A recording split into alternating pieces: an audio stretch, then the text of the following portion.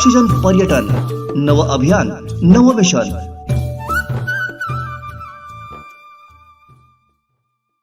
सध्या ग्लोबल वॉर्मिंगच्या समस्येने अवघ्या जगाची झोप उडवली आहे, परंतु त्यावरचा अत्यंत प्रभावी पर्याय असणाऱ्या ऑक्सिजन पर्यटनच्या संकल्पनेला प्रत्यक्षात आणणाऱ्या कोकणसात लाईव्हचं कार्य कौतुकास्पद आहे। या अभियानाच्या माध्यमातून कोकणसात लाईव्हनं थेट आंतरराष्ट्रीय मुद्द्यालाच हात घातलाय, अशा शब्दात कोकण विभागीय माहिती उपसंचालक डॉक्टर गणेश मुळे यांनी या अभियानाचं कौतुक केलंय। पाहुयात काय म्हणाले डॉक्टर मुळे। नमस्कार, कोकणचं नंबर 1 महाचॅनल कोकणसात लाईव्हच्या विशेष वर्धापन दिनानिमित्त आज आपण कोकण भवन येथे आलेलो आहोत आणि आपल्यासोबत आहेत माहिती विभागाचे उपसंचालक डॉक्टर गणेश मुळे। खरं तर गणेश मुळे यांचा परिचय द्यायचा असेल तर सिंधुदुर्ग जिल्ह्यामध्ये त्यांनी माहिती अधिकारी म्हणून अतिशय उल्लेखनीय असं काम केलेलं आहे। त्यामुळे अगदी तर कोकणातील सिंधुदुर्ग जिल्ह्यामध्ये डॉक्टर गणेश मुळे यांचं नाव प्रचलितच आहेत। पण आज वर्धापन दिनाचं औचित्य साधून आज आपण त्यांच्याशी बातचीत करणार आहोत। मुळे साहेब, सर्वप्रथम कोकणचं नंबर 1 महाचॅनल कोकणसात लाईव्हमध्ये तुमचं स्वागत। खरं तर दरवर्षी वर्धापन दिनाचं औचित्य साधून एक थीम आम्ही सर्व आमच्या दर्शकांसमोर घेऊन येत असतो। तर ह्या वर्षीची आमची थीम आहे ती ऑक्सिजन टुरिझम। एकूणच वर्धापन नवा आमचा आहे, त्याच व्यतिरिक्त एक सामाजिक बांधिलकी एका कोणत्याही माध्यमाची असते आणि ते जोपासण्याचं काम हे खऱ्या अर्थानं आम्ही गेली 9 वर्ष करतो आहेत। काय सांगाल?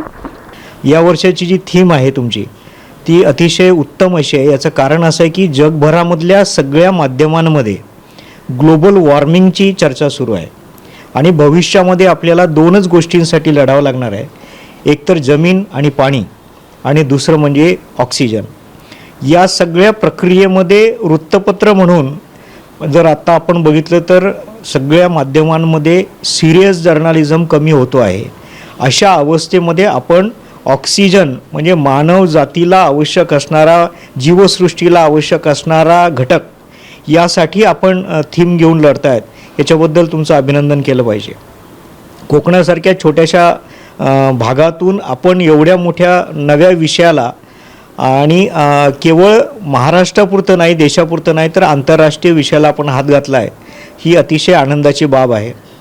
कोकणामध्ये पर्यटन आहे, पर्यटनासाठी सेवाभूत सुविधा निर्माण होत आहेत, पण ते करत असताना निसर्गाचा ऱ्हास कसा थांबवता येईल आणि निसर्ग टिकवून ऑक्सिजन क्षमता कशी वाढवावी लागेल यासाठी वेगवेगळे काय प्रयोग होतील, किंबहुना पर्यटन वाढीसाठी किंवा इन्फ्रास्ट्रक्चर विकास होत असताना पर्यावरणपूरक आपल्याला काय नेमकं करता येईल याचाही विचार या सगळ्या याच्यामध्ये होणं अपेक्षित आहे। मला असं वाटतं की आपण केवळ गोवा आणि सिंधुदुर्गपुरतं मर्यादित न राहता अगदी डहाणूपासून किंवा सेल्वासापासून गोव्यापर्यंत जो समुद्रकिनारा आहे त्याच्यावरती आपण काम करावं। भविष्यामध्ये आपलं मर्यादित क्षेत्र न ठेवता संपूर्ण कोकण किनारा हे जर क्षेत्र ठेवलं तर कोकणाची खऱ्या अर्थानं कोकण साथ ठरेल असं मला वाटतं। आमचे दिवसभरातले सर्व अपडेट्स, ताज्या घडामोडी आणि थेट लाईव्ह पाहण्यासाठी सबस्क्राइब करा, लाईक करा कोकणचं नंबर 1 महाचॅनल कोकणसात लाईव्हचं YouTube चॅनल।